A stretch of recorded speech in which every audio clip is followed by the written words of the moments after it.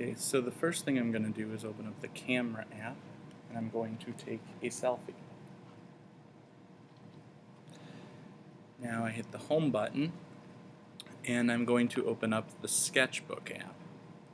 When I open up Sketchbook, the first thing I like to do is pinch to shrink it down so I can see my full page. Now up at the top, I go to the tools and I'm going to import an image. And I go to my camera roll, I'm going to import that image. Now I can pinch to rotate, scale it, get it exactly where I want it to be. When I'm done, I hit the green check mark to say that I'm finished. Now on the right hand side, there's a plus sign at the top of that toolbar. I'm going to hit that plus sign to add a new blank layer. I always want to be drawing on a separate layer from my photograph. I'm going to use the pencil tool to start, and I'm going to simply sketch a big sort of octopus-like alien that's going to be tapping me on the shoulder. Sometimes when I'm sketching, I find it a little bit difficult if I see the photograph, so I hit the little eye icon on the layer with my photo to make that invisible and make sure my drawing layer's now selected as I start to color it in. I'm gonna use the fill bucket and I'm going to choose a color. I'll make my alien pink and color it in. I'm done with the fill bucket, so I'm going to hit the check mark to say I'm finished with that. And now maybe I'll use the airbrush tool to add shadows. I always want a really low opacity when I'm adding shadows or shading. And I'm going to choose a different shade. Remember, the circle on the outside chooses the color, and the diamond in the middle selects the shade of that color. So I'm going to make a darker pink, and I'm going to airbrush to add shadows along the side. Maybe I'll make that a little bit darker so it's more noticeable.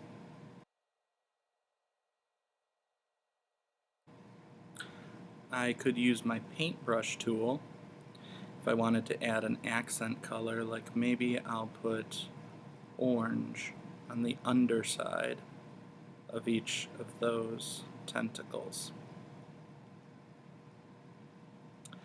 And I might make little yellow dots on there. If I make a mistake, the red back arrow will undo.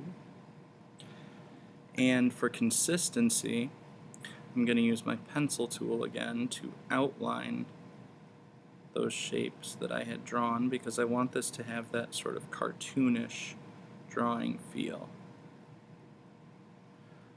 With these small details, sometimes it's useful to pinch to zoom in on the shapes as you are drawing and outlining.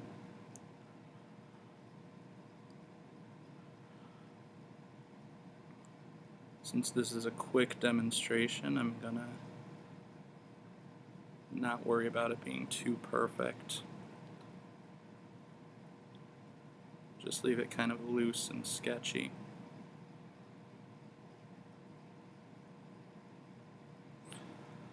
And I might decide to add other details like a nice big eyeball. And then I'll use my fill bucket to fill that in. First the black pupil. I'll give it a nice bright yellow eye and white around that. And now I'm done with my fill bucket. I'll go back to the pencil, and maybe now I'll draw a nice friendly smile.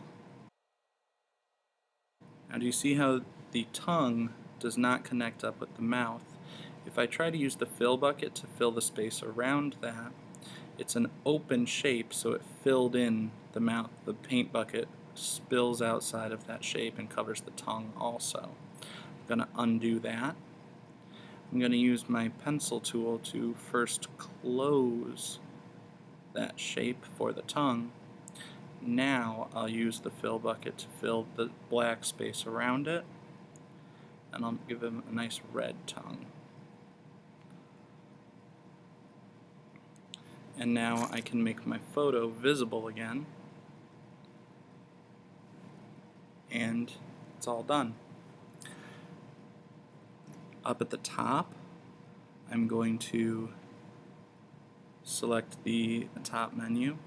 I'm going to hit Share and save my image. It saves it to the photos. Before the next person uses my iPad, I want to open up a new sketch for them, so I'm going to hit those 3 bullet points again, hit New Sketch, and then I'll hit Create at the bottom of that second menu, and that's when I get the option to save my current sketch.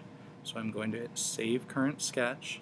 It takes a moment to save it, and then it will open up a blank page, so the next person who opens the Sketchbook app has a blank page to start with. Now I'm done. I can hit the home button and put away my iPad.